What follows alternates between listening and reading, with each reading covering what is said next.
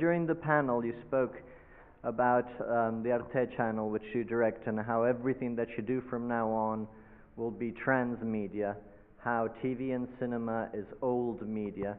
And you also gave us some concrete examples about Facebook and Twitter fictions.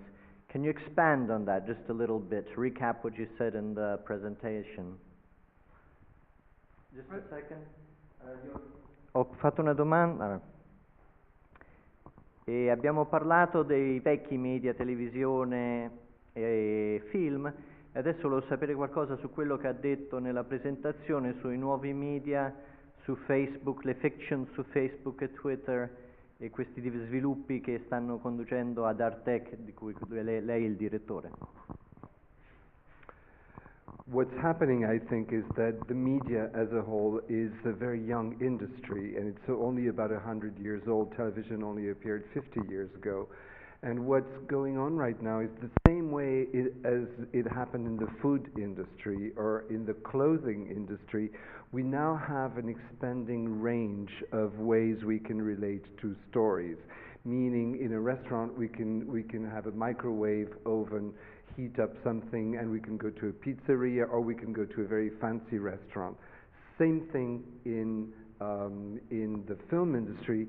We now have a range where the cinema is like haute couture, high fashion, and then watching a movie on a cell phone is like a cheap retail store. So this whole range expanding creates fear for people who have been working in film and television traditionally, and they need to learn about how moving to the other new spaces. What new entrepreneurial opportunities, market trends do you see in the medium term? I just wanted to add to what you were saying, that the fear is not so much with the public, but with the professionals from the film and television industry moving into a new world.